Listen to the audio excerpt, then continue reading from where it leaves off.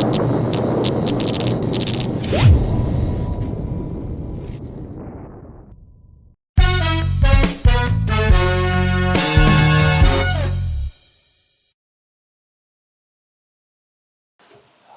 Everyone, नमस्कार. मी विराज सुपेकर. क्रॉपबॉक्स वरती तुम्हा सर्वांचं स्वागत. आज आपल्याकडे एक असे गेस्ट आले आहेत जे एक इंजिनियर आहेत. ते मास्टर्स इन डिझास्टर मॅनेजमेंट आहेत, इंटरनॅशनल रिलेशन ॲनालिस्ट आहेत आणि yes, he is a advocate आणि सगळ्यात मेन म्हणजे ते एक न्यूमरोलॉजिस्ट सुद्धा आहे. तर आपण वेलकम करूयात अशा व्यक्तीला ज्यांचं नाव आहे मिस्टर रोहित अजित धर्माधिकारी. एवढं सगळं एका जीवनात कसं शक्य झालं तुम्हाला? तर ह्याच्या मागे एक फंडामेंटल असं होतं की कॉन्स्टंट लर्निंग, अनलर्निंग अँड रिलर्निंग.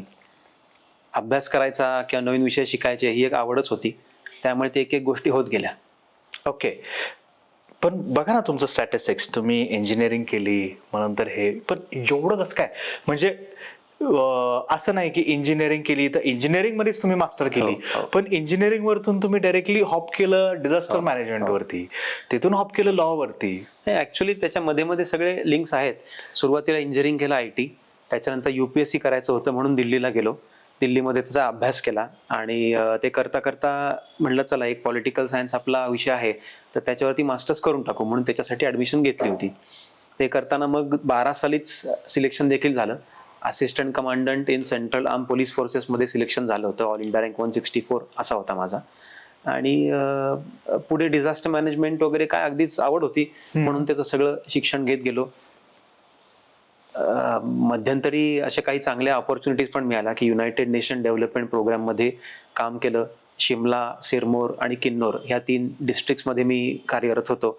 अगदी इंडिया चायना बॉर्डर मध्ये काम केल्यानंतर युनिसेफचं जे एंगेजमेंट होती ती गव्हर्नमेंट ऑफ गुजरात सोबत होती. तेव्हा देखील मी disaster management and climate change अडॅप्टेशनचं काम करत होतो आणि त्यामध्ये देखील एक खूप चांगला अनुभव मिळाला होता. सायक्लोन तोक्ते जेव्हा आलं होतं मे 2021ला, तर तेव्हा एक कॉम्प्लेक्स इमर्जन्सीचं वातावरण होतं. म्हणजे सायक्लोन येऊन गेलं होतं, म्युकरमायकोसिस होतच होतं आणि कोविडची वेव्ह पण चालली होती, सेकंड वेव्ह होती ॲक्च्युली. तेव्हा कोणीच ऑन फील्ड जायला किंवा ज्या अफेक्टेड डिस्ट्रिक्ट्स आहेत तिथं जाऊन काम करायला फारसे कोणी तयार नव्हते. त्याकाळी मी सांगितलं की मी जायला तयार आहे तिथे, आणि तिथं पण एक जाऊन छान अशी एक कारकीर्द मला करता आली किंवा एक कामगिरी करता आली. तो एक छोटासा एक्सपिरियन्स आहे अनुभवाच्याबद्दल. आणि न्यूमरोलॉजिस्टकडे कसा वळलो? छोटा नाही, तो एक खूप मोठा एक्सपिरियन्स आहे, कारण की तोक्ते हे वाद अजूनपर्यंत लोकांच्या मनात आहे. अजूनपर्यंत मी थोडंसं एक स्टेप मागेल, 2 मिनिटं तुमचे घेईल अजून. तुम्ही UPSC पण केली आणि ते पण तुम्ही 1 शॉट मध्ये क्लिअर झालात. First attempt. आणि हे कसं करू शकले तुम्ही फर्स्ट अटेम्प्ट मध्ये? कारण की आपण स्टुडंट्स बघतोय, त्यांना 2 वर्ष, 3 वर्ष, काहींना 5 वर्ष सुद्धा लागतात. तर त्यांना तुम्ही काय सल्ला देऊ शकता? सल्ला हाच आहे की पहिली 2 वर्ष फुल टाइम प्रिपरेशन करा, चांगला अभ्यास करून परीक्षा द्या. त्यात जर वर्स्ट केस नाही झालं तर एक दुसरा मार्ग निवडला पाहिजे तुम्ही, आणि त्या मार्गानेच मग तुम्ही ते करता करता अभ्यास केला तर ठीक, तो एक ऑप्शन चांगला आहे. आणि you mean to say dedication पाहिजे, प्रॉपर डेडिकेशन खूप पाहिजे तुम्हाला. म्हणजे अक्षरशः दिवसाला 8-10 तास अभ्यास करायची एक तुमची चांगली सिटिंग पाहिजे. ॲनालिसिस चांगला जमला पाहिजे, लिखाण किंवा उत्तर लिहिणं हे जमलं पाहिजे चांगलं. आणि शेवटी मुलाखत जी असते म्हणजे इंटरव्ह्यू, त्याला देखील तुम्हाला एक ती पर्सनॅलिटी टेस्ट असते बेसिकली. तर तिथं सामोरं जाताना तुम्हाला सगळा एक सर्वंकष तुमची पर्सनॅलिटी बॅलन्स्ड आहे का हे चेक केलं जातं. परफेक्ट. आणि तुमचा रँक? माझा रँक 164 होता. Very good. All India rank 164 असा होता. Very good. आणि न्यूमरोलॉजीकडं आपण आपली वाटचाल कशी केली? तर न्यूमरोलॉजी का, हे सर्व करत असताना मला कुठेतरी एक प्रश्न पडायचा की काही गोष्टी अशा का घडल्या, काही गोष्टी अशा का नाही घडल्या. मग ते करिअर असो, हेल्थ असो, पर्सनल रिलेशनशिप असो, ते करताना मग कुठेतरी एक सारखं अभ्यास करायची वृत्ती होती जी UPSC करताना डेव्हलप झाली होती. म्हणून मग तो सगळं अनालिसिस करत राहायचो. आणि मग ते अनालिसिस करताना असंच एक जण कोणीतरी भेटला होता आणि त्यांनी काही अंकशास्त्राबद्दल सांगितलं आणि जे एकदम खरं निघालं. मग ते खरं निघालं म्हणून माझा इंटरेस्ट त्यात जागरूक झाला आणि ते अभ्यास करत करत करत माझा. कधीची गोष्ट आहे जे तुम्हाला त्या व्यक्तीने, कितव्या सालची गोष्ट आहे? साधारण 2018 साली वगैरे असेल. Very good. आता ते नाहीये, ते निवर्तले, पण ते असा खूप मोठं नाव. तर ते त्यांना मी भेटलो होतो आणि त्यांना काही प्रश्न मला होते मनामध्ये, ते विचारले होते. तर त्यांनी त्याचं उत्तर इतकं सुंदर दिलं होतं की ज्या गोष्टी मागे घडल्या, ज्या आत्ता घडल्या आहेत आणि कदाचित ज्या पुढे घडतील, हे सगळं प्रिडिक्टिव्ह अनालिसिस पण त्यांनी उत्तम केला होता. न्यूमरोलॉजी आणि ॲस्ट्रॉलॉजी हम्म. हे कुठं कोइन्साइड करतात का? किंवा न्यूमरोलॉजी ह्याचं इंडियन ओरिजिन आहे की ह्याचं वेस्टर्न ओरिजिन आहे? म्हणजे हे माझ्या मनात पण असा प्रश्न आहे आणि प्रेक्षकांच्या पण मनात असा प्रश्न असतो. Of course of course. तर न्यूमरोलॉजीला आपण जर हिस्ट्री बघायला लागलो त्याची, तर पायथागोरियन जी कन्सेप्ट आहे, पायथागोरस त्याला म्हणतात फादर ऑफ न्यूमरोलॉजी. तर तो एक भाग झाला. दुसरा भाग झाला की एक कायरो मेथड झाली. तिसरा भाग झाला चाल्डियन मेथडॉलॉजी. आणि चौथा देखील एक म्हणजे अगदी फेमस किंवा लोकांना माहिती असा म्हणजे ज्यूइश कबाला. तर कबाला म्हणजे बेसिकली एक नॉलेज रिपॉझिटरी, त्याचा असा अर्थ होतो. आणि हे सर्व समजून घेताना आपल्याला एक लक्षात घेतलं पाहिजे की कायरो जी मेथड आपण सगळे अगदी चांगल्या प्रकारे वापरतो, तर त्या कायरोने स्वतःच्या पुस्तकात लिहिलं आहे की मी न्यूमरोलॉजी किंवा अंकशास्त्राचा अभ्यास करण्यासाठी भारतात आलो होतो. भारतातनं मी हे सगळं शास्त्र शिकलो आणि मग मी स्वतः तिकडे, आयर्लंडचा होता तो, तिकडे परत जाऊन त्यांनी स्वतः एक छान बुक लिहिलं, बुक ऑफ नंबर्स असं त्या पुस्तकाचं नाव आहे, बाय कायरो. ते आजही लोक वाचतात आणि ते आजही तुम्ही चांगलं म्हणजे अंकशास्त्र समजण्यासाठी रेफर करू शकता. तर ह्याचं ओरिजिन जर कुठे म्हणलं तर ज्योतिषशास्त्र म्हणा किंवा अंकशास्त्र म्हणा, हे एक वेदांचा 6वं अंग असं म्हणता येईल त्याला, 6वं वेदांग. आता तुमचा पहिला प्रश्न होता की similarity between astrology and numerology, किंवा ह्याचं कुठे साम्य आहे का? ॲस्ट्रॉलॉजी जर म्हणाल तर it is more of a predictive science.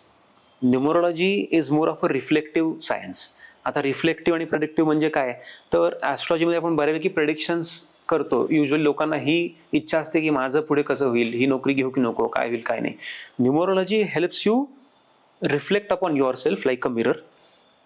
आणि चांगला निर्णय कसा घ्यायचा आयुष्यात हे न्यूमरोलॉजी तुम्हाला शिकवू शकतं, जिथं न्यूमरोलॉजीचं चांगली पकड आहे. आणि साम्य म्हणाल तर येस, न्यूमरोलॉजीमध्ये सुद्धा प्रेडिक्शन्स होतात. मग न्यूमरोलॉजीचे वेरियस किंवा वेगळे अंग, आयाम आहेत त्याचे, आणि त्याचे जे आपण स्पंदनं म्हणजे व्हायब्रेशन्स किंवा ऊर्जा, एनर्जी, ही आपण स्टडी करतो सगळ्या नंबरची.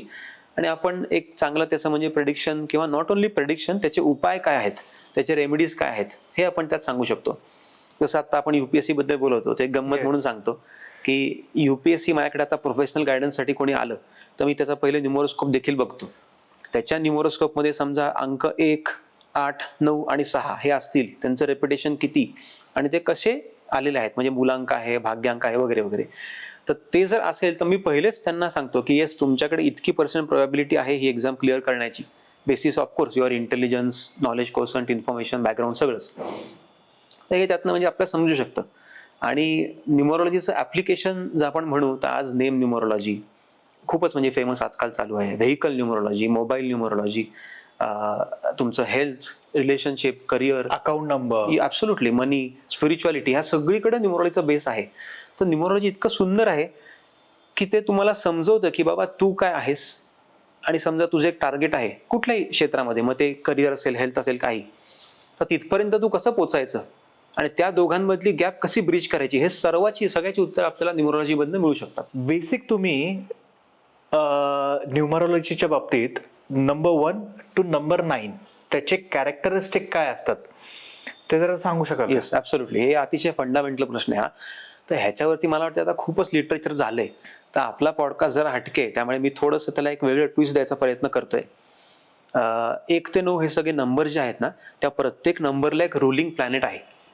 1 ला सूर्य, 2 ला चंद्र, म्हणजे मी दोन्ही सांगतो, सन, सूर्य, चंद्र, मून, 3 ला गुरु, ज्युपिटर, 4 ला राहू, त्याला बरेच लोक हर्षल म्हणतात वेस्टर्न न्यूमरोलॉजीमध्ये, आपण राहूच म्हणतो. 5 ला बुध किंवा 5 ला मर्क्युरी सुद्धा, 6 ला शुक्र किंवा व्हीनस, 7 ला केतू किंवा नेपच्यून म्हणतात वेस्टर्न न्यूमरोलॉजी प्रमाणे, आपण केतूच म्हणूयात. 8 ला शनी, सॅटर्न, आणि 9 ला मंगळ आणि इंग्लिश नाव मार्स. तर हे सगळे प्लॅनेट झाले. आता या प्लॅनेटच्या स्वतःच्या देखील काही कॅरेक्टरिस्टिक्स आहेत, काही एनर्जीज आहेत. त्या एनर्जीज या अंकांमधनं, नंबर्समधनं रिफ्लेक्ट होतात. थोडक्यात सांगायचं तर एक हा असा नंबर की तो सूर्याचा आहे, सनचा. तर सूर्य कसा आहे, तर प्रखर आहे, तेजोमय आहे. बरोबर. सूर्याची क्वालिटी काय, तर तो देत राहतो. He is a God of giving energy, light वगैरे वगैरे सगळं. तर 1 नंबरचा जो माणूस किंवा व्यक्ती असतो, तो व्यक्ती बाय नेचर किंवा बाय इनहेरंटली बाय बर्थ एक लीडर असतो. आता त्या लिडरशिप क्वालिटीज तो कशा डेव्हलप करतो हे त्याच्यावरती असतं आणि बरेच त्याच्या एकंदर भाग्यावरती. आता समजा एका खोलीमध्ये 10 लोक असतील आणि त्यामध्ये एक नंबर आहे, तो स्पॉट कसा करायचा, तर 1 नंबरचा माणूस शांत बसत नाही, तो पटापट ओनरशिप घेतो. तो म्हणतो अरे मला ओनरशिप घ्यायची, मी लीडर असेल नसेल तर मला ते करायचंय असं. आणि हे अतिशय नॅचरली त्याला जमतं. 2 नंबर म्हणजे चंद्राचा नंबर, मून, तर ती एक वॉटर एलिमेंट आहे थोडीशी. हे लोक इमोशन्स त्यांना चांगले कंट्रोल करता येतात. कधी कधी इमोशन्सला ते वाहून पण जातात, थोडंसं ओव्हर थिंकिंगकडे जातात, असंही आहे. त्यांना शांतता आवडते, त्यांना फारसं कटकट भांडाभांडी फारसं आवडत नाही किंवा जमतही नाही.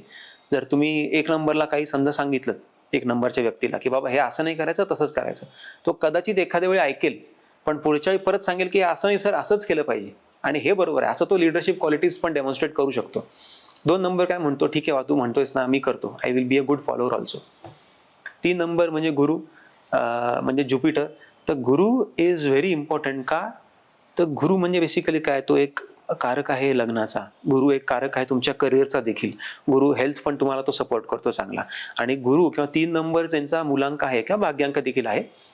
तर असे लोक जे असतात ते आयुष्यामध्ये खूप चांगला निर्णय किंवा खूप चांगला सल्ला लोकांना पण देऊ शकतात, स्वतःही घेऊ शकतात, त्यांना ती एक चांगली एनर्जी असते. 4 नंबर म्हणजे राहू. तर राहू बद्दल बोलावं तेवढं कमी आहे. राहू म्हणजे कलियुगाचा राजा झाला. राहू म्हणजे जबरदस्त बुद्धी पण झाली, पण ती बुद्धी विभागली गेली. म्हणजे राहूला जर तुम्ही सांगितलं त्या माणसाला की मी तुला बाबा रे महिना काय चांगला पगार 1,00,000, 2,00,000, 3,00,000 देतो आणि तुला पुढची 25 वर्ष सलग हाच एकच जॉब करायचा आहे, तर तो म्हणेल नाही मी नाही करू शकत, मला 4 वेगळे तू जॉब्स दे, बिझनेस दे, मी चांगलं करतो असं. तर राहू पॉलिटिक्समध्ये पण खूप चांगला करू शकतो. बॉलिवूड किंवा आज आपण जे पॉडकास्टची एक चांगली हे बघतोय प्रथा, त्यामध्ये पण उत्तम करू शकतो. 5 म्हणजे Budh. Budh is just like a prince. तर प्रिन्स कसा असतो, तर त्याला सगळ्यांचं प्रेम मिळत असतं, कारण लोक बघतात त्याच्याकडे की हा भावी राजा आहे, त्यामुळे त्याला सगळ्यांचं प्रेमही मिळतं. त्याला कुठलाही एनिमी नंबर नाही किंवा शत्रू नंबर नाही कुठलाही. थोडेसे लेझी असतात ते. ॲडव्हेंचर पण त्यांच्याकडे एक तो स्पिरिट असते, स्पिरिट ऑफ ॲडव्हेंचर, काहीतरी नवीन करायचंय, वेगळं करायचंय असं. आणि रोमॅन्टिक ॲट हार्ट असं म्हणता येईल आपल्याला एकदम. 6 नंबर म्हणजे शुक्राचा. मग शुक्र म्हणजे काय, तर तो पण एक गुरु, जसा एक टीचर आहे किंवा ट्युटर आहे तसा शुक्र पण आहे, पण शुक्र वेगळा, it is a god to the devils असं म्हणता येईल, पण not in the negative sense. मग आता कलियुगातलं जे आपले लक्झुरी म्हणा, ग्लॅमर म्हणा किंवा तामझाम म्हणा, हे सगळं शुक्रामुळे मिळतं. 7 म्हणजे केतू. तर केतू ही एक हेडलेस एनर्जी आहे. राहू आणि केतू हे बेसिकली एका राक्षसाचे भाग आहेत. स्वरभानू नावाचा राक्षस होता तो, आणि अमृत मंथन, समुद्र मंथन झालं असताना जेव्हा अमृत वाटप होत होता तेव्हा ह्या राक्षसानी छल करून तिथं तो अमृत प्यायला गेला, अमृत प्यायला, आणि जेव्हा इथपर्यंत पोहोचलं तेव्हा ते त्याचं धड आणि त्याचं डोकं हे सेपरेट केलं गेलं. तर सेपरेट केल्यावर जे डोकं जे होतं तो राहू झाला 4 नंबर. जे धड राहिलं ते 7 म्हणजे केतू. तर केतूकडे मस्त अतिशय चांगली एनर्जी आहे, पण त्याला थोडीशी डिरेक्शनची गरज असते. By nature Ketu oriented people म्हणजे जे आहेत त्यांना रिसर्च, ॲनालिसिस किंवा गोष्टी वाचन करून आकलन करायच्या इंट्युटिव्ह पॉवर ही चांगली असते. 8 नंबर म्हणजे शनीचा. तर शनी हा स्लो मुव्हिंग प्लॅनेट आहे, त्यामुळे त्या कॅरेक्टरिस्टिक्स त्या नंबरमध्ये आणि त्या माणसामध्ये देखील उतरल्या असतात. ही जी माणसं आहेत त्यांना सक्सेस थोडासा लेट मिळतो आणि त्यांना अतिशय कष्ट करायला लागतात. जर त्यांनी कष्ट केले तर ते अतिशय टॉपला जाऊ शकतात. 8 आपण असा लिहितो इंग्रजीमध्ये, तर इन्फिनिटी. Yes, absolutely. तर 888 हा जो एक नंबर आहे कॉस्मिक, तो अबंडन्सचा पण नंबर आहे. तो जेव्हा आयुष्यामध्ये मॅनिफेस्ट व्हायला लागतो तेव्हा अबंडन्स येतो, म्हणजे फायनान्शियल इंडिपेंडन्स. आजकाल जे आपण टर्म सारखी ऐकतो, fire, financially independent and retiring early. तर ही टर्म इज सिनोनिमस टू 888 हा नंबर. त्यामुळे त्यांनी कष्ट 100% केले पाहिजे. जर कष्ट नाही केले तर ते पूर्ण खाली उतरू शकतात. बरोबर आहे. आणि शेवटचा 9 म्हणजे 9 नंबर मंगळाचा. तर 9 नंबर हा एक क्वालिटी मध्ये सेनापतीची आहे. सेनापती कसा असतो, राजा. सूर्य जे म्हणेल ते मी ऐकायला तयार आहे, तुम्ही मला कमांड द्या, मी करतो, माझ्याकडे ॲग्रेशन आहे, माझ्याकडे पॉवर आहे, माझ्याकडे एन्थुझियाझम आहे. हे सगळं त्या 9 नंबरमध्ये आहे, तो मंगळाचा नंबर.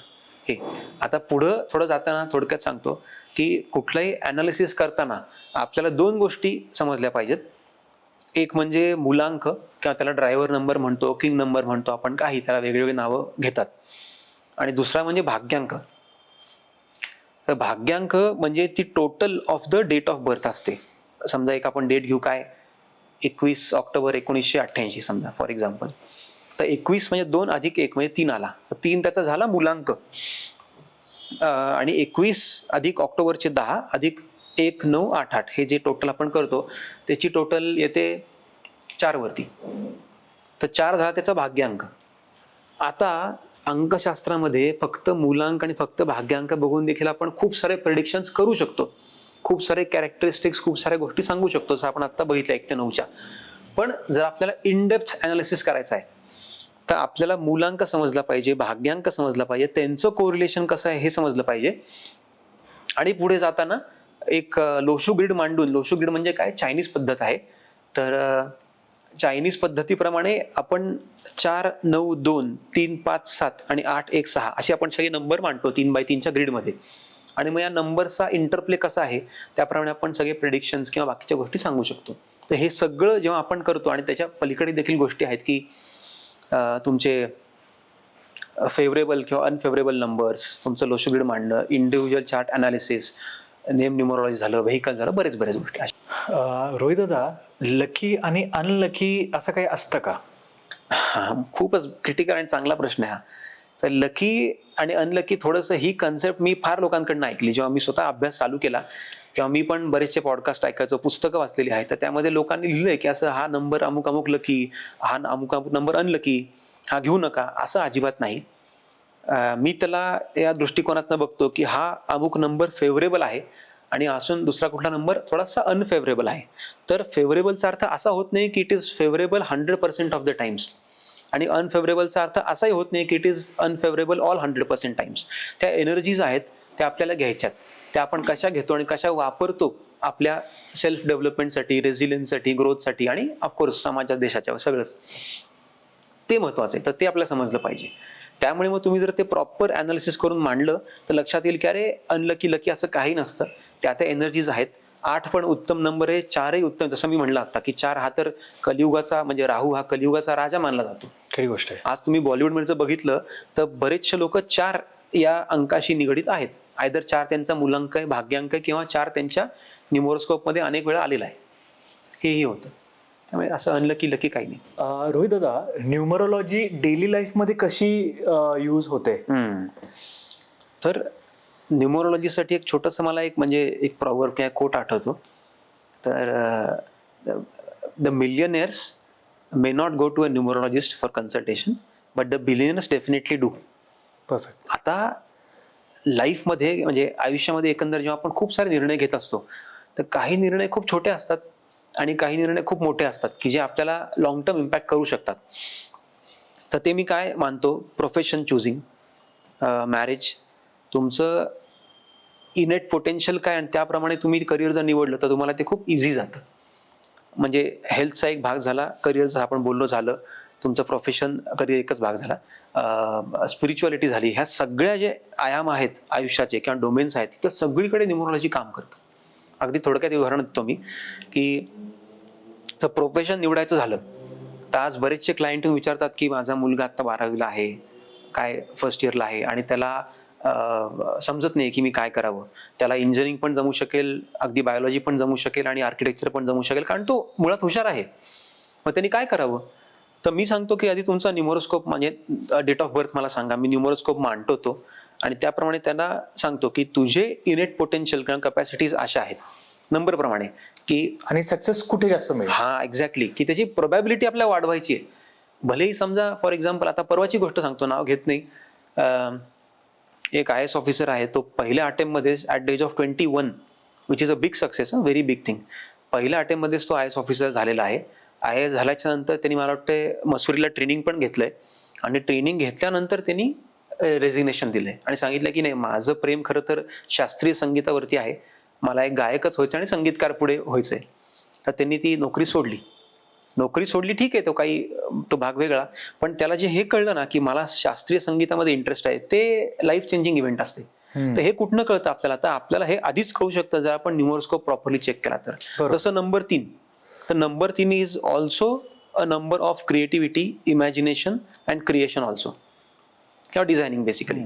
तर असा जर तुमच्याकडे नंबर असेल तर तुम्ही एक उत्तम डिझायनर, आर्किटेक्ट, हे सगळं एन्व्हायरमेंटलिस्ट डिझायनर, आय मीन लँडस्केपर, हे सगळं होऊ शकतं. तर त्यामुळे प्रोफेशन निवडताना हे सगळं आपण बघू शकतो. आणि येणाऱ्या प्रत्येक व्यक्तीला किंवा मुलाला किंवा मी त्यांना हे सांगत असतो की don't weave your lifestyle around your career, weave your career around your lifestyle. खरी गोष्ट आहे. इतकं म्हणजे ते आयुष्य सुकर होतं, म्हणजे इतकं शांत आनंदमय होतं की अरे मला समजा बोलायला, वाचायला, अनालिसिस करायला, लोकांना भेटायला आवडत असेल तर माझ्यासाठी न्यूमरोलॉजीपेक्षा अजून चांगलं कुठलं प्रोफेशन असूच शकत नाही.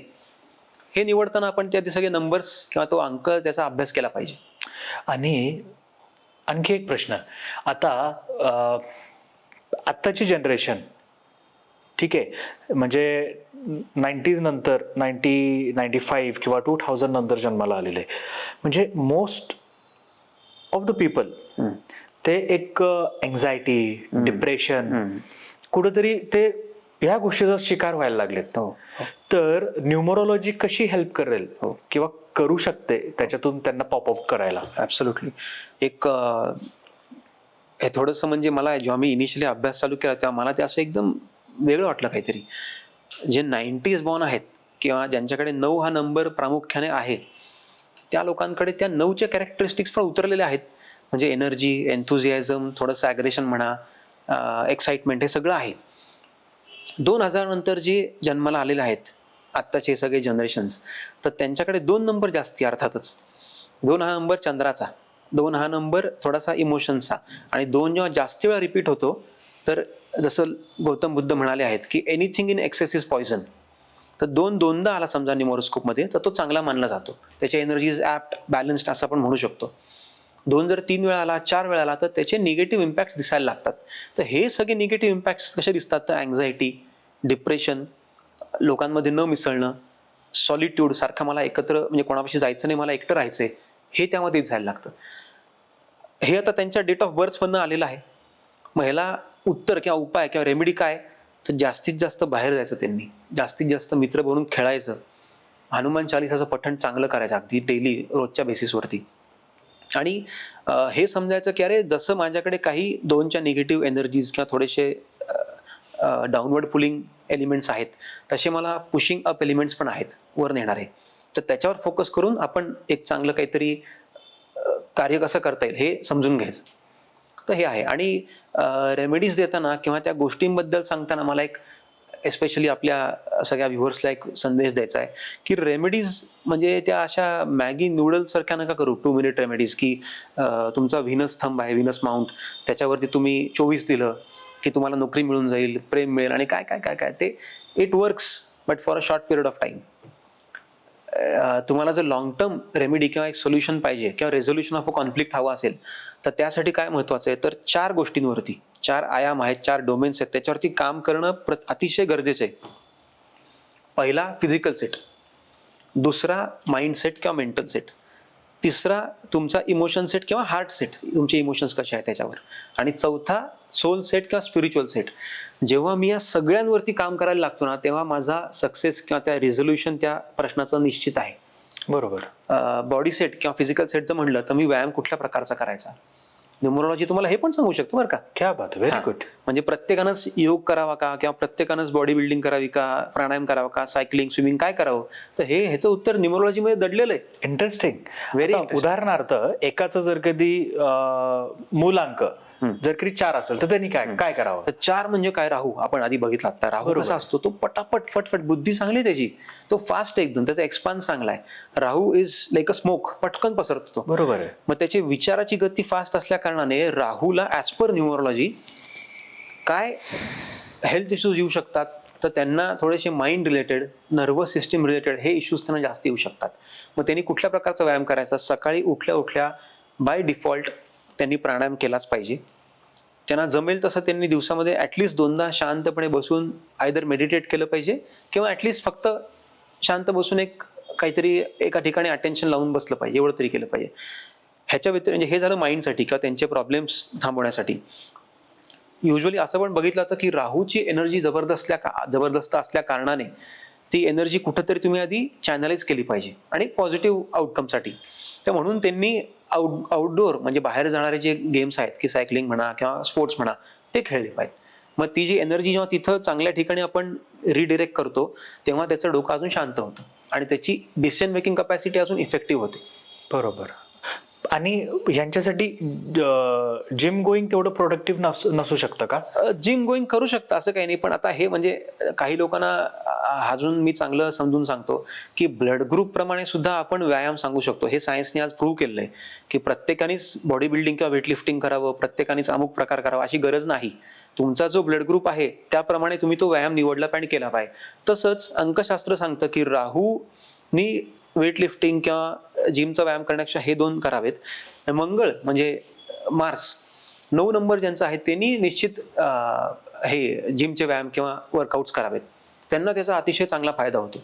आणि जसं तुम्ही आता अजून बघाल शनी, तर शनी हा जो आहे तो शनीचा कोप झाला आपण जेव्हा म्हणतो किंवा माझ्या आयुष्यात सगळ्या गोष्टी डिले होत आहेत, पटकन होत नाहीत, तर तेव्हा शनी पायातनं चढतो. तर शनी ज्यांचा मूलांक अथवा भाग्यांक आहे त्या सर्व लोकांनी पायाकडे चांगला फोकस केला पाहिजे. म्हणजे वॉकिंग करा, ब्रिस्क वॉक करा, एस्पेशली सायकलिंग करा. तुम्ही जर जिमला जात असाल तर एस्पेशली डेडलिफ्ट्स आणि स्क्वॉट्सचा फोकस ठेवा. हे त्यांनी केलं पाहिजे आणि ह्याचा त्यांना अतिशय म्हणजे मोठ्या मॅग्निट्यूडमध्ये त्यांना फरक दिसतो. आजकालची जेनझी मुलं मुली आहेत म्हणजे they are very particular about की मला लग्न 35शीत करायचं आहे किंवा मला लग्नच करायचं नाही, मला करिअर ओरिएंटेड मी जास्त आहे. तर ह्या बाबतीत तुमचा काय व्ह्यू आहे? सॉक्रेटिसने सांगितलंय, Socrates was a great philosopher and a political thinker also. सॉक्रेटिसने सांगितलंय marry by all means. If you get a good wife you will have a good life. If not you will become a philosopher. हे थोडंसं गमतीशीर आहे. पण माझं असं personal म्हणणं आहे की अरे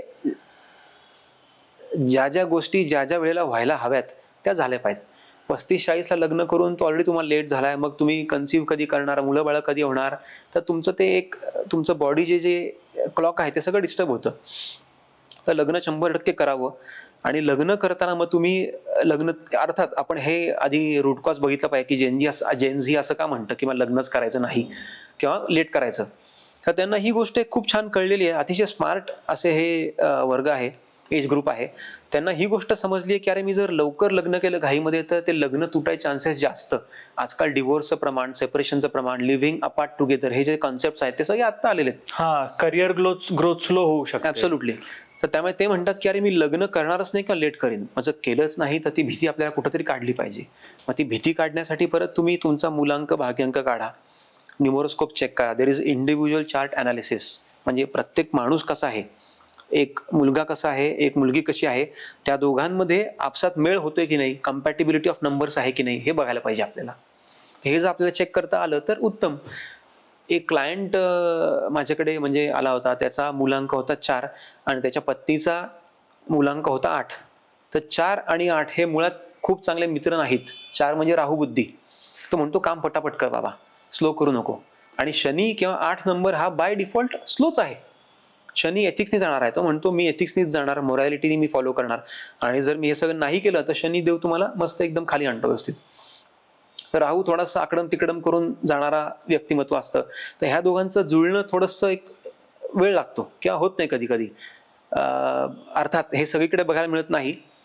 एक खूप चांगलं उदाहरण तुम्हाला देतो मी ह्या पार्टनरशिप किंवा कम्पॅटिबिलिटीचं. ऑनरेबल प्राईम मिनिस्टर मोदी सरांची डेट ऑफ बर्थ 17 सप्टेंबर 1950. तर ह्यांचा मोदीजींचा मूलांक झाला 8, अमित शहा सरांचा मूलांक झाला 4. आता राहू आणि शनी एकत्र आले तर परत त्यांची ती भांडणं, कॉन्फ्लिक्ट वगैरे होऊ शकतं. पण एका पर्टिक्युलर लेवल ऑफ अंडरस्टँडिंग नंतर ही पार्टनरशिप खूप चांगली देखील प्रूव्ह होते. In temporary terms it is highly beneficial. म्हणजे जर आपण असं बघितलं की जो मूलांक 4चा माणूस आहे आणि मूलांक 8चा माणूस आहे, यांना जर एकत्र आणलं तर त्यांचे क्लॅशेस जबरदस्त होऊ शकतात. पण त्यांचे sphere of influences, sphere of work आपण सेपरेट केले तर तेवढा काही त्रास होत नाही. त्यामुळे हे मी कम्पॅटिबिलिटीमध्ये देखील सांगतो लग्नात पण की बाबा राहूची एक पर्सनॅलिटी आहे, एक व्यक्तिमत्व आहे. शनी 8 नंबरची एक पर्सनॅलिटी, एक व्यक्तिमत्व आहे. तुम्ही एकमेकांना ओळखून घ्या. तुमच्यात प्रेम नाही असं नाहीये, पण तुमचं मतभेद का होतात तर तात्विक मतभेद जास्ती तुमचे होतात. ते सोडवण्यासाठी मग तुम्ही थोडंसं एकमेकांना डिस्टन्स द्या, स्पेस द्या. आणि विरहाचं प्रेम एक वेगळंच असतं आणि तुम्हाला अजून छान बॉन्ड करते. आणि इन शॉर्ट न्यूमरोलॉजी म्हणजे मला तर एवढं आता बेसिक कळायला लागलंय तुमच्या अकॉर्डिंगली की numbers rearranging in for a compatibility. हा, रिअरेंजिंग पेक्षा मी म्हणेन की नंबरच्या एनर्जी आपल्याला राईट प्रमाणे यूज करायच्या. येस, जास्त कम्फर्टेबल नंबर्स आपण त्याच्यावरती फोकस करायचं. जसं आता मॅरेज बद्दल बोलते म्हणून सांगतो थोडक्यात की जर तुझी बेसिक कम्पॅटेबिलिटी चांगली असेल त्या नंबरशी तर why not go for such a alliance. बरोबर आहे. जर बेसिकली तू म्हणजे मी असं कोणाला सांगणार नाही की तुझा नंबर 4 आणि एखाद्याचा नंबर 8 तुम्ही लग्न करा किंवा 1 आणि 8 लग्न करा. तेव्हाच मी त्यांना तिथे थांबवतो की अरे हे मला हे इश्यूज दिसतात, तर तुम्हाला जर पुढे जायचंच आहे, अगदी तुमचा 8 तास आहे, तर तुम्हाला हे गोष्टी रेमेडीज फॉलो रेमेडीज म्हणा किंवा तुम्हाला एक बिहेव्हिअरल पॅटर्न चेंज तुम्हाला करायला लागतील. उदाहरणार्थ हे पब्लिक डोमेनला आहे म्हणून मी सांगतोय की ऋतिक रोशनचा मुलांक 1, त्याच्या बायको सुझॅनचा मुलांक 8, तर 1 आणि 8 म्हणजे सूर्य आणि शनी यांचं फार चांगली दोस्ती मैत्री फारशी नसते एवढी, त्यामुळे त्यांचं ते सेपरेशन झालेलं आहे. Karisma Kapoor date of birth मला वाटते 25 जून 1974. हो, ह्यांचा मुलांक आला 7, ह्यांचा भाग्यांक देखील आला 7. जेव्हा 7 मल्टिपल वेळा येतो तेव्हा तो डिसअपॉइंटमेंट्स, सेपरेशन्स, डिवोर्स किंवा in terms of your mental issues also तो काही म्हणजे डिप्रेशन असं क्रिएट करतो रिलेशनशिपमधनं.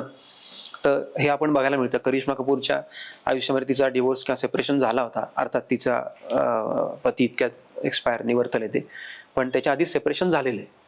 तर हे असं. पण महेंद्रसिंग धोनींचा नंबर तर 7 आहे. Absolutely great. तर हा एक अतिशय क्रिटिकल पॉईंट आहे बरं का, की 7 नंबर जसं मी म्हणालो की अनलकी लकी असं काही नसतं, फेवरेबल किंवा अनफेवरेबल असतं. तो 7 किती वेळा कसा आलाय हे देखील खूप महत्वाचं आहे. इम्पॅक्ट ऑफ ते रिपिटेटिव्ह नंबर्स आणि मिसिंग नंबर जे एक भाग आहे न्यूमरोलॉजीचा तो सांगतो. तर 7 धोनीचा नंबर आणि तो त्याच्यासाठी अतिशय लकी किंवा लकीने म्हणणं चूक नाही की अथक प्रयास केलेले आहेत. म्हणजे अगदी रेल्वेजमध्ये काम करण्यापासून ते अगदी इंडियन टीमचा कॅप्टन इथपर्यंत प्रवास आहे. इन शॉर्ट त्यांचं विजन वॉज क्लिअर की क्रिकेटरच बनायचं. त्यामुळे तो नंबर कसा आलाय आणि तो किती वेळा रिपीट होतोय आणि त्याची महादशा, अंतरदशा, प्रत्यंतर दशा या सगळ्या कधी कधी कशा येतात ह्याच्यावर त्याचे रिझल्ट डिपेंडंट आहेत.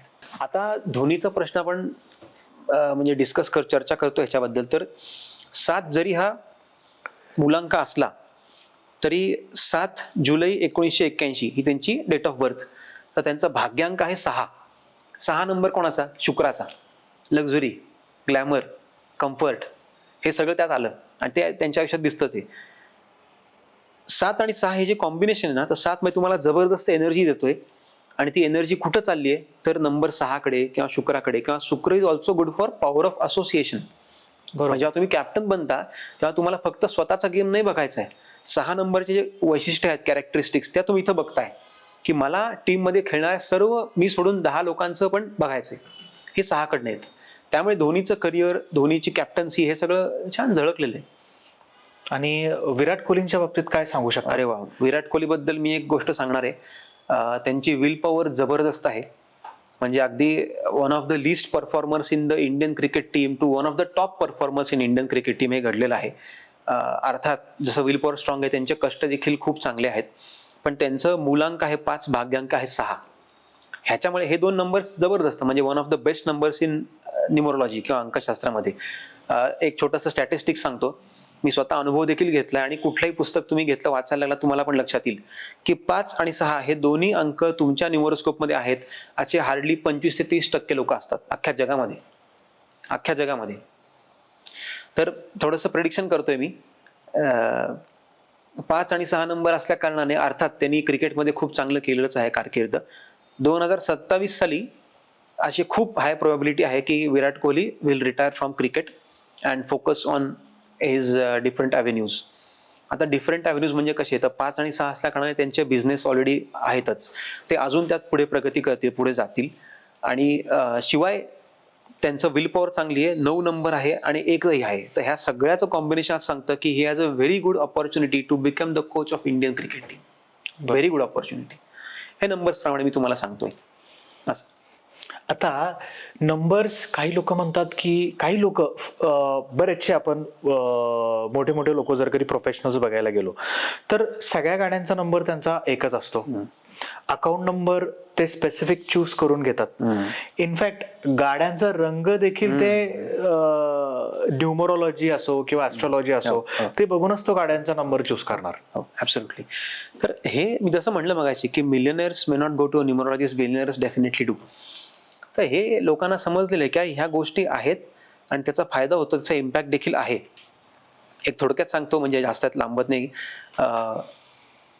लुई डी वॉल नावाचा एक ऍस्ट्रॉलॉजर होता, ज्याला दुसऱ्या महायुद्धामध्ये विन्स्टन चर्चिलनी त्याला नेमला होता as a astrologer the British government. Nazi aggression जे होतं किंवा हिटलर वगैरे हे सगळं जे जर्मन ॲग्रेशन होतं ते कसं थांबवायचं, कारण त्याच्यातनं प्रश्न हा सोडवता कसा येईल ह्यासाठी त्याच्या सर्व्हिसेस आपण सेवा ते विन्स्टन चर्चिल घ्यायची. तर हे इतकं जुनं आहे किंवा इतकं लोकांना पटलेलं आहे. जसं तुम्ही आत्ता म्हणालात की अकाउंट नंबर झाला, गाडीचा नंबर झाला, अजून तुमचे गाडीचा रंग झाला, हे सगळं तुमच्या फेवरेबल लिस्टनुसार आपण घेऊ शकतो आणि त्याचा खूप चांगला फायदा होतो. माझा एक क्लायंट आहे, तर त्याला कायमच गाड्यांमधनं प्रॉब्लेम यायचा. तो गाड्या घ्यायचा, चांगल्या चांगल्या अगदी लक्झुरी हाय एंड कार्स घ्यायचा तो, आणि घेतो रादर.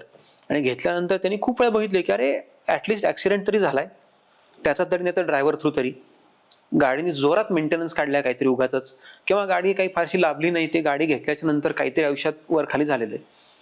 ते माझ्याकडे आले होते, मी ते सगळे नंबर चेक केले आणि त्यांना सांगितलं की अरे हा तुमचा नंबर काही तुम्हाला चांगली एनर्जी देत नाहीये, तर तुम्ही तो नंबर बदला, या कॉम्बिनेशन प्रमाणे हा नंबर घ्या आणि बघा. ते घेतल्या घेतल्या त्यांना तो एकदम चांगला फरक दिसायला लागलाय. बँक अकाउंट नंबर्स कदाचित जे बाकीचे सगळे लोक आहेत त्यांना कदाचित तो चॉईस मिळत नसेल, पण येस आय नो की ज्या लोकांना हवा असतो त्यांना चॉईस नंबर देखील मिळतो.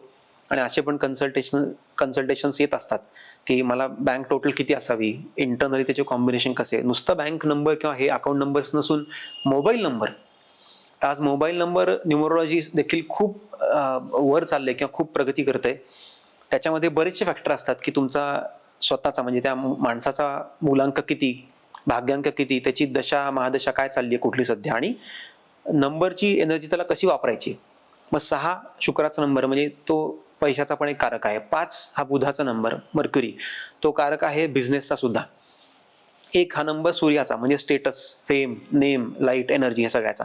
मग त्याप्रमाणे आपण त्याचं प्रोफेशन अनालिसिस करतो, त्या माणसाचे कॅरेक्टरिस्टिक्स, त्याची पर्सनॅलिटी, व्यक्तिमत्व सगळं आपण ते अनालिसिस करतो आणि त्याला आपण सांगतो की बाबा तू हा पर्टिक्युलर नंबर घे आणि चेंजेस बघ. तर असे देखील खूप क्लायंट्स आपण सर्व्ह केलेले आहेत की नोकरी मिळत नव्हती, फक्त मोबाईल नंबर चेंज केला आणि तरी देखील ते पटकन पॉझिटिव्ह एनर्जीज किंवा इफेक्ट्स मिळालेत. बरं, मी असं म्हणत नाही अजिबात की फक्त मोबाईल नंबर चेंज करा बाकी काहीच करू नका, तुम्हाला कष्ट हे घेतलेच पाहिजेत. The best numerological remedy is to change your behaviour. ते आपण मगाशी म्हणलो की physical set, mind set, soul set आणि हार्ट सेट हे सगळं चेंज केलं पाहिजे. बरोबर. आता मला हे सांगा, आता ज्याचा मूलांक 1, भाग्यांक 1, मूलांक 2, भाग्यांक 2, फॉर एक्झाम्पल ज्याचं मूलांक 4 आणि भाग्यांक 4, तर त्यांनी कुठल्या रंगाची गाडी वापरावी, ठीक आहे, त्याला त्याच्या मोबाईल नंबर मध्ये कुठले नंबर्स यायला पाहिजे. बरं, 4 हा जो आकडा आहे ना, त्यासाठी जर 4-4 असेल कॉम्बिनेशन, तर हे नुसतं मी कॉम्बिनेशन पुरतं सीमित राहत नाही. 4-4 आपण ॲज अ मॅरेज कम्पॅटिबिलिटी पण बोलू आणि ॲज अ बिझनेस पार्टनरशिप पण मी तुम्हाला एक डिरेक्शन देतो. 4 हा रंग असा आहे की ज्याला ग्रे रंग, डार्क ग्रे चालतो, वापरू शकतो. त्याला ग्रे रंग किंवा ब्लॅक जो आहे तो थोडासा आपण निगेटिव्ह मानतो, ॲटलिस्ट सनातन धर्मामध्ये. आपण शक्यतो सांगत असतो की अरे काळे कपडे घालू नका. रंगामागे पण एनर्जी बरं का सगळी, की काळा रंग असा आहे की ते स्पेक्ट्रम किंवा ते रंग सगळं ॲब्सॉर्ब करतो म्हणून काळा, व्हाईट मध्ये सगळं रिफ्लेक्ट करतो म्हणून व्हाईट. व्हाईट जेव्हा आपल्याला एखादी एनर्जी घ्यायची नसते, तुमचं फ्युनरल म्हणा किंवा तुमच्या अशा ठिकाणी जिथं चांगल्या एनर्जीज नाही तिथं लोक शक्यतो पांढरा रंग घालतात. आपण जिथं निगेटिव्ह एनर्जीज आहेत तिथे आपण शक्यतो पांढरा रंग घाला किंवा घालतोच आपण युजली. पण राहू किंवा 4 नंबर हा असं एकमेव आहे जिथं त्यांनी जर ब्लॅक किंवा काळ्या रंगाचा वापर जरी केला ठराविक दिवसांना तरी त्यांना तो चालतो.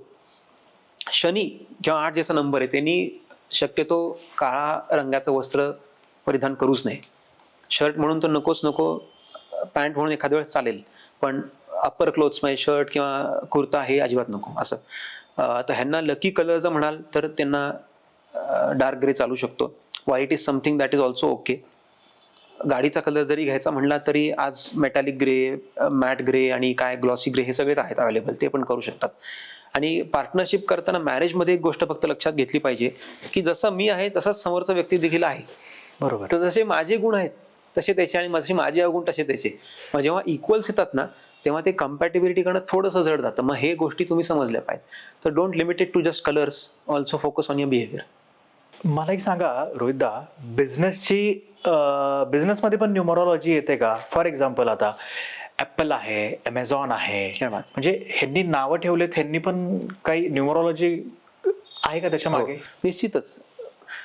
बिझनेस नेम जे असतं ना तर ते नेम पण अतिशय विचार करून लोक ठेवतात.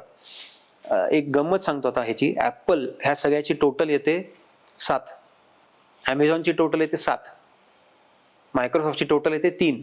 ते हे सगळे नंबर चांगले आहेत. म्हणून मायक्रोसॉफ्ट तुम्ही बघितलात तर विंडोज हा जो प्लॅटफॉर्म आहे तो एक गुरु आहे अख्ख्या जगाचा आज. म्हणजे अक्षरशः अनादी अनंत असं म्हणलं कॉम्प्युटरच्या जर्नीमध्ये तरी ते मायक्रोसॉफ्टच सगळीकडे. ते का? तर कदाचित you can attribute this to the success of number 3 जो मायक्रोसॉफ्टचा आहे. आता ऍपल आणि अमेझॉन 7 नंबर आहेत. तर 7 नंबर आपण मगाशी डिस्कस करत होतो is not so great for personal or individual success and relationships. But when it comes to business 7 is a absolutely great number. काही त्यात वाद नाही. जबरदस्त एनर्जी आहे आणि ती एनर्जी चॅनलाइज किंवा डिरेक्शन देणारा एक चांगला सीईओ तुम्हाला असला पाहिजे. तो असेल तर तुमचा बिझनेस एकदम चांगला टॉपला जाऊ शकतो. सिमिलरली तुम्हाला ओरिफ्लेम आठवत असेल, ओरिफ्लेम Yes, नावाचा एक yes, ब्रँड होता, खूप yes. फेमस. म्हणजे मला Skincare products. ऍब्सोल्युटली मला तर वाटतं एका काळी नीता अंबानीजी स्वतः सुद्धा ते बरेच न्यूज मध्ये आले की मी वापरते किंवा असं काही. एक्झॅक्टली. आणि घराघरात हे प्रोडक्ट Prestigious brand होता एकदम तो. एकदम एकदम. Yes. पण ओरिफ्लेम ह्या बिझनेसची टोटल येते नंबर 4 वरती, which is not so good for business. Okay. तो बिझनेस आज कुठंच नाहीच आहे अक्षरशः. बायजूस जे आहे तो एक प्रचंड फेमस एक त्यांची फ्रांचायसी क्लास होता, उत्तम होता. मी स्वतः तिथे गेलेलो आहे. शाहरुख खान त्यांचा ब्रँड अँबॅसेडर होता. पण हा आज क्लास किंवा ही चेन आज कुठे दिसायला म्हणजे मिळतच नाही, अजिबात बंदच झाली. नंबर परत टोटल कम्स टू 4. तर असे हे कुठेतरी तुम्ही किती ह्याला कोइन्सिडन्स म्हणा किंवा अजून काही म्हणा, पण त्या एनर्जीज, ती स्पंदनं, ती ऊर्जा डेफिनेटली आहे. पण जर कधी एखाद्या बिझनेसचं नाव आपण ज्याचं टोटल येतंय 4, ठीक आहे, पण ते नावच आपल्याला आवडलं आणि व्हॉट इफ आपल्याला तेच नाव घेऊन पुढे जायचंय, तर त्याला पण काहीतरी रेमेडीज असतात? ॲब्सोल्युटली. तर नाव समजा तुम्हाला एक समजा चांगलं वाटतंय, किंवा मी असेही क्लायंट्स बघितले ज्यांच्या वडिलांचा बिझनेस एका पर्टिक्युलर नावाने होता, मला वडिलांची लिगसी फॉलो करायची आहे, या नावामध्ये खूप चांगलं एनर्जी आहे आणि मला तेच हवंय. अर्थात वडिलांच्या मुलांका भागांका सगळं वेगळं होतं आणि जो मुलगा आहे त्याचंही सगळं वेगळं आहे. तर मी त्याला काय सुचवतो की तुम्ही नाव बॅलन्स करा. नाव करेक्ट करणं is not the right term actually, it should be balanced. तर मग तुम्ही ते प्रोनॉलॉजी प्रमाणे त्यामध्ये तुम्ही काय लेटर्स एक्स्ट्रा ॲड करा, सबट्रॅक्ट करा, की जेणेकरून त्याचं स्पेलिंग फार मोडतोड करू नका, त्या नावाचा अपभ्रंश करू नका, पण ते नाव एका प्रकारे चांगलं तुम्ही तेच ठेवून बॅलन्स केलं पाहिजे. तर हे करू शकतो. थोडक्यात सांगतो, माझा एक मित्र आहे, त्यांनी बाणेर साईडला एक खूप छान पॉश लोकॅलिटीमध्ये एक मस्त रेस्टॉरंट उघडलं होतं. ऑलमोस्ट तो 1.5 वर्ष मला सांगत होता येऊन जा म्हणून. मला काय ते कामा असतं जाता येत नव्हतं. मी गेल्याच्या नंतर माझं पहिलंच लगेच लक्ष गेलं त्याच्या नावावरती. नाव बघितलं मित्र मला म्हणले की हे चालू झाला न्यूमरोलॉजीचं कॅल्क्युलेशन करायला. नाव कॅल्क्युलेट केलं मी टोटल एनर्जी, आणि ती काय फार चांगली येत नव्हती, त्याच्याशी कम्पॅटेबल नव्हती, कारण मित्र जवळचा आहे तर मला माहिती होतं. तर म्हणलं अरे ह्याला सांगावं की नाही, म्हणून मी आपलं सहज त्याला बोलता बोलता जेवताना म्हणालो की अरे हे नाव मला काही फार खास वाटत नाहीये, तर तुला ह्या गोष्टी इन्सेप्शन स्टार्टपासून आतापर्यंत बघायला मिळाल्यात का? तो म्हणला एकदम करेक्ट, मला जेवढा हवा तेवढा सक्सेस मिळाला नाहीये. माझ्या बाकीच्या व्हेंचर्समध्ये मला जरी सक्सेस मिळाला असेल तरी इथं फारसा मिळाला नाहीये. मग आम्ही त्याचं नाव बदललं, ते बॅलन्स केलं, आणि त्याच्यानंतर आज ते बिझनेस बऱ्यापैकी स्टेबल आहे. म्हणजे जो बिझनेस बंद व्हायला लागला होता तो आज ऍटलीस्ट बंद नाही झाला, तो हळूहळू पिकअप करेल. जर कधी बिझनेसच्या नावामध्ये 1-2 लेटर्स चेंज करून जर कधी बिझनेस स्टेबल होऊ शकतो, तर एक इंडिव्हिज्युअल नेम आहे, फॉर एक्झाम्पल विराज, VIRAJ. मी जर कधी अल्फाबेट्स कमी जास्त जर कधी केलं आणि त्याचं एक ॲडिशन एक स्पेसिफिक यायला लागलं, तर फायनान्शियल वेगळीकडे जाऊ शकतं का? Not in terms of financial, प्रसिद्धी वाढू शकते का, बँक बॅलन्स व्यवस्थित होऊ शकतं का, आयुष्यात स्टेबिलिटी येऊ शकते का? ह्याला 2 उत्तर किंवा 2 डायमेन्शन्स, उत्तर एकच आहे, डायमेन्शन्स 2 आहेत, तर उत्तर हो आहे. आणि डायमेन्शन्स पॉझिटिव्ह आणि निगेटिव्ह दोन्ही आहेत. समजा तुझं नाव एक पर्टिक्युलर एनर्जीवर बॅलन्स्ड होतं, ती एनर्जी आज मी चेंज करतोय आणि ती दुसऱ्या एनर्जीकडे किंवा दुसऱ्या डिरेक्शनला नेतोय, तर त्या एनर्जीचे मला बेनिफिट्स आणि थोडेसे त्याचे काय प्रॉब्लेम्स किंवा इश्यूज ते पण माझ्याकडे मी ओढून घेतोय. त्यामुळे दोन्ही होऊ शकतं. बरं, ह्याचा अर्थ असा नाही की फक्त मी एखादं लेटर एक्स्ट्रा VIRAAG असं केलं आणि मी अतिशय म्हणजे करोडपतीच बनलो, असं काही होऊ शकत नाही. पण definitely in all domains of life किंवा spheres of life, health, relationship, career, money, spirituality, सगळीकडे ह्याचा इम्पॅक्ट दिसतो. एक खूप सुंदर रेमेडी आहे, अतिशय सिम्पल आहे, की ज्यांचं नाव ज्यांचं डिसबॅलन्स्ड असतं त्यांना मी सांगतो की तुम्ही तुमचं नाव अमुक अमुक वेळा रात्री झोपताना एका वहीत लिहा, जे आपण नवीन बॅलन्स केलंय ते, नवीन चेंज केलंय ते. तर ते जर तुम्ही लिहायला लागला, तुम्हाला ऑटोमॅटिकली त्याचे इम्पॅक्ट किंवा त्याचे फायदे दिसायला लागतात. हे अगदी 100% खरं आहे. आता फायनल आपण येऊ रेमेडीजकडे. रेमेडीज तुम्ही काही सांगू शकाल का? रेमेडीज खूप आहेत. रेमेडीचे पण प्रकार आहेत ऍक्च्युली, की तुमच्या न्यूमरोस्कोप प्रमाणे. समजा माझ्या न्यूमरोस्कोपमध्ये एखादा नंबर खूप जास्ती वेळा, जसं आपण मगाशी डिस्कस करत होतो की 2 वेळा जर तो नंबर आला तर तो ऍप्ट आहे, ती एनर्जी चांगली आहे. तो 2हून अधिक वेळा आला तर त्याचे निगेटिव्ह इम्पॅक्ट्स आपल्याला दिसायला लागतात. तर 2 हा चंद्राचा नंबर झाला, आपण डिस्कस करतोय म्हणून तोच सांगतो.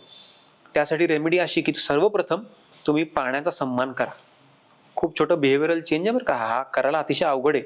लहानपणापासून सवय लागली असते की गेलो ब्रश करायला सकाळी, पाणी चालू केलं, नळ चालूचे, पाणी वाहतंय, तर this is disrespect to your moon आणि त्याच्यामुळे तुमचा चंद्र खराब होतो. हे म्हणजे खूप महत्वाची गोष्ट आहे. रिस्पेक्टिंग युअर मदर, आई वडिलांचा किंवा आईचं स्पेसिफिकली तुमचा रिस्पेक्ट करणं, सन्मान देणं, त्यांनी तुमचा चंद्र चांगला व्हायला लागतो. 2 नंबर चांगला स्ट्रॉंग होतो.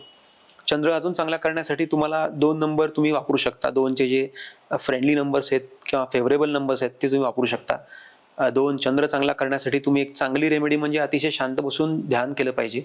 ध्यानानंतर किंवा ध्यानाच्या आधी देखील कमीत कमी 108 वेळा ओम सोम सोमाय नमः हा जप केला पाहिजे.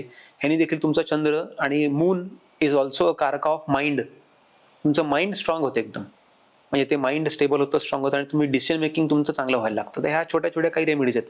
खूप रेमेडीज आहेत. मिसिंग नंबरसाठी आहेत, रेपिटेटिव्ह नंबरसाठी असतात, मुलांक भाग्यांक जर त्यांचं रिलेशनशिप चांगलं नाही तर त्यासाठी काय रेमेडीज, करिअरसाठी काय, हेल्थसाठी काय, असे खूप खूप त्याचे रेमेडीज आहेत. त्याला काही कमतरता अजिबातच नाही. आणि नुसत्या रेमेडीज नाही आहेत, तर रेमेडीजचा एक चांगला इम्पॅक्ट किंवा इफेक्ट पण बघायला मिळतो. पण फक्त एवढंच आहे की तुम्ही त्या अतिशय रिलिजियसली फॉलो केल्या पाहिजेत, तेवढं आहे. आणि रेमेडीजचा इम्पॅक्ट आयुष्यात दिसायला साधारणपणे किती दिवस लागतात? साधारणतः एक 90 दिवस तुम्ही धरून चाला. काही रेमेडीजचा इम्पॅक्ट अतिशय लवकर मिळतो, काही रेमेडीजला एक साधारण 45 ते 60 दिवस लागतात आणि काही स्लो रेमेडीज असतात, त्यांना एक 90+ दिवस धरून चालायचे. आपण जर हॅबिट्स किंवा सवयींबद्दल बोललो तर सवय एखादी लागायला आपण असं म्हणतो की ती 21 दिवस सलग आपण फॉलो केली पाहिजे. सलग 21 दिवस अखंड ब्रेक न घेता. त्यामुळे 21व्या दिवसानंतर तुम्हाला ती सवय लागते आणि त्याचे तुम्हाला सगळं इम्पॅक्ट दिसायला लागतात. तसंच न्यूमरोलॉजी अंकशास्त्राचं पण आहे. आता एक फायनल क्वेश्चन असा की तुम्ही आतापर्यंत कुठल्या बुक्स रीड केलेत? कारण की तुम्ही एवढं तुमच्याकडं ज्ञान आहे आणि तुम्ही आत्ताच्या जनरेशनला तुम्ही काय बुक्स ॲडवाईज करू शकतात जे की तुम्ही वाचणार आहात फ्युचरमध्ये? वाचणार, मी जे वाचलंय ते सांगतो आधी एकदा. तर खूप पुस्तकं आहेत खरं तर, म्हणजे कुठली सांगू आणि नाही असं व्हायला, पण मी तुम्हाला एक 5 सांगतो किंवा ऍज पर द टॉपिक तुम्हाला सांगतो. की हेल्थ बद्दल सांगायचं झालं तर इन डिफेन्स ऑफ फूड हे पुस्तक वाचल्यानंतर आपल्याला 100% समजेल की जगण्यासाठी खायचं का खायसाठी जगायचं, हा जो प्रश्न लोकांना असतो हा क्लिअर होऊन जाईल. म्हणजे कल हो ना हो सारखं ते प्लेट भरतात पूर्ण जेवताना की उद्या नाहीच आहे आणि आजच मला सगळं खायचंय. वेस्टर्न जी थॉट प्रोसेस आहे न्यूट्रिशनची किंवा अन्नाकडे बघण्याची, ही पूर्णतः ते मोडून काढतात. अन्न किती सिंपल असतं जेवण करणं किंवा न्यूट्रिशन घेणं, हे त्या पुस्तकातून आपल्या लक्षात येईल. रिलेशनशिप बद्दल म्हणाल तर फाईट राईट असं पुस्तक आहे. तर कुठल्याही रिलेशनशिप असू दे, म्हणजे आई वडिलांचं, तुमच्या बहीण भावंडांचं, मित्र मैत्रिणी, नवरा बायको, गर्लफ्रेंड बॉयफ्रेंड, कुठलंही, तर कॉन्फ्लिक्ट्स हे अतिशय त्याचा एक बेस आहे. भांडण होतच कुठेही घ्या, पण त्या भांडणातनं तुमचा दुरावा निर्माण नाही झाला पाहिजे. भांडण करून देखील तुम्हाला एकत्र येऊन अजून चांगलं काहीतरी करता आलं पाहिजे. तुम्ही रोज भांडण करा, काही हरकत नाहीये, पण रोज वेगळ्या विषयावर भांडण करा. लोक तोच विषय काढतात आणि आयुष्यावर भांडत बसतात. 10 वर्षापूर्वी तू असं बोललास, त्याच्यावरनं भांडण, ह्याची गरज नाहीये. काल तू काय बोललास, काल तू असं बोललास, ह्याच्यावर काही गरजच नाहीये. आणि जेव्हा तुम्हाला लक्षात येईल की एवढे टॉपिक्सच नाहीत भांडायला आपल्याला, खरी गोष्ट आहे, वेळ नाही, टॉपिक्स नाही, त्यामुळे मी म्हणतो की भांडण करा, पण दरवेळी टॉपिक वेगळा असला पाहिजे. बरोबर. हे दुसरं असं की ह्या पुस्तकाचा सार सांगायचा किंवा समरी म्हणायची ना, तर इतकी सुंदर आहे. From conflict to cooperation, collaboration and co creation, असं एका वाक्यात मी सांगेन ह्या पुस्तकात मला काय कळलंय ते. पुढे जाताना करिअर बद्दल बोलायचं तर डेअर टू लीड हे पुस्तक वाचावंच म्हणजे सर्वांनी, एस्पेशली ज्यांना लिडरशिपकडे जायचं. काय लिडरशिप नाही, मी लिडरशिप डिफाईन कशी करतो, तर मी एखाद्या पोझिशन ऑफ रिस्पॉन्सिबिलिटीमध्ये आहे तर मी लीडर आहे का, तर हो. मी समजा एक टीम लीड आहे एखाद्या IT कंपनीत, माझ्या अंडर 20-25 लोक आहेत, तर मी टीम लीड म्हणजे मी लीडर आहे का, तर हो. जर मी फक्त एक फॉलोअर आहे तर मी लीडर आहे का, तर हो. मी एखादा फॉलोअर असताना देखील मी लीडर होऊ शकतो किंवा असलो पाहिजे. ऍक्च्युली एखाद्या लीडरचं फॉलो करताना माझं स्वतःचं एक असं सांगणं आहे की तुम्ही स्वतःला लीड करून तुमच्या बेस्ट पॉसिबल व्हर्जन पर्यंत पोहोचले पाहिजेत. That is leadership which everybody should know. हे डेअर टू लीड मधनं मला कळालंय. आपण हेल्थ बद्दल बोललो, रिलेशनशिप, करिअर झालं, फायनान्सेस एक महत्वाचा अंग आहे किंवा टॉपिक आहे. त्यासाठी the psychology of money, rich dad, poor dad, ह्या सगळ्यांमध्ये विराज एक गोष्ट सांगितली जाते की परिश्रम करणं गरजेचं आहे, अनिवार्य आहे, पण परिश्रमासोबत तुमचे इमोशन्स पैशासाठी का तुमची सायकोलॉजी तुम्ही कशी ट्यून करता हे देखील फार महत्वाचं आहे. बरोबर आहे. Money understand the psychology and emotions more than the efforts that you put in. Hard work is the base, that is unquestionable, पण त्याचसोबत तुम्हाला इमोशन्स पण मॅनेज करता आले पाहिजेत आणि त्या पैशाशी कशा असले पाहिजेत. रॉबर्ट कियोसाकी सांगतो रिच डॅड पुअर डॅड मध्ये की तुम्ही एखादा रिच म्हणजे श्रीमंत 4 क्वाड्रंट्स असतात. हा Yes. तिथं आहेच आहे की तुमचा एखादा रिच बाप त्याच्या मुलाला पैशाबद्दल कशी सायकोलॉजी शिकवतो आणि एखादा आणि poor गरीब dad कसा देतो. महत्वाचं आहे. एक अजून सांगायचं म्हणलं तर ॲटॉमिक हॅबिट्स म्हणून एक पुस्तक आहे, तर ते पुस्तक तुम्ही म्हणतो आवर्जून वाचावं. आणि जर तुम्ही समजा म्हणालात की बाबा रे मी काही फार गोष्टी वाचणार नाही, मला एकच पुस्तक सांग, तर मी म्हणेन भागवत गीता वाचा.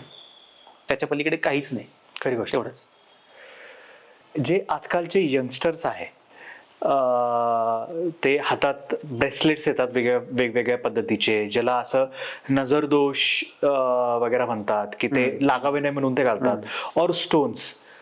How is that impactful? Okay, तर कुठलीही गोष्ट जेव्हा आपण आपल्या अंगामध्ये धारण करतो, मग तो खडा असेल, ब्रेसलेट असेल, चेन असेल किंवा काय रुद्राक्ष असेल, कुठलाही जेमस्टोन म्हणू आपण, तर त्याच्या काही एनर्जीज असतात. तो क्रिस्टल आधी एनर्जाइज्ड आहे का हे फार महत्वाचं आहे. क्रिस्टल म्हणा किंवा यंत्रही म्हणा, बुद्ध यंत्र, पायरा यंत्र, सूर्ययंत्र, जे काय असेल ते, तर त्याची एनर्जी तुम्हाला कुठं ना कुठे इम्पॅक्ट करत असते. आणि त्याचं उत्तर डेफिनेटिव्ह येस आहे. साधा आपण अंगात हीट जास्त असताना किंवा गरम असताना आपण काळा रंग वापरत नाही का, आता ती एनर्जी आपल्या निगेटिव्हली इम्पॅक्ट करते, अजून आपलं टेम्परेचर वाढवते. तसेच हे क्रिस्टल्स पण आहेत, जर ते राईट प्रकारे एनर्जाइज केले असतील तर ते घालून तुम्हाला डेफिनेट फायदा होऊ शकतो, पॉझिटिव्ह रिझल्ट येऊ शकतो, नक्की येऊ शकतो. पण तिथं थांबायचं नाहीये, आपणही आपलं कर्म किंवा आपलं एफर्ट्स टाकले पाहिजे. एक फायनल क्वेश्चन, यंगस्टर्सला, जेनझी लोकांना तुम्ही काही ऍडवाइस देऊ शकता का? एन्जॉय एव्हरी मुवमेंट, असं ऍक्च्युली मला माझ्या आई वडिलांनी लहानपणापासून शिकवलंय. आई वडिलांचं काय म्हणणं होतं की be in the moment, enjoy that. तर पीसफुल वॉरियर नावाचं एक अप्रतिम पिक्चर आहे, आवर्जून बघा.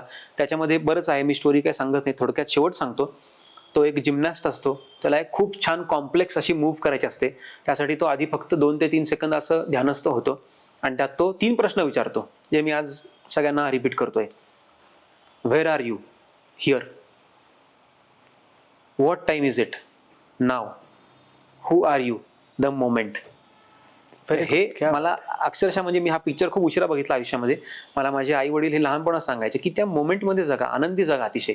आणि हे जगणे आनंदाचे असं झालं पाहिजे. आनंद तुमच्यापुरता सीमित न करता मला समाजासाठी, दुसऱ्यांसाठी, देशासाठी तो कसा वाढवता येईल ह्या प्रयत्न करा.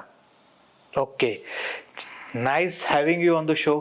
खूप चांगलं वाटलं तुम्ही आले, मार्गदर्शन केलं, अबाउट न्यूमरोलॉजी इन डेप्थ सांगितलं, जे कुठंच आजपर्यंत मला असं वाटत नाही की सांगितलं गेलंय.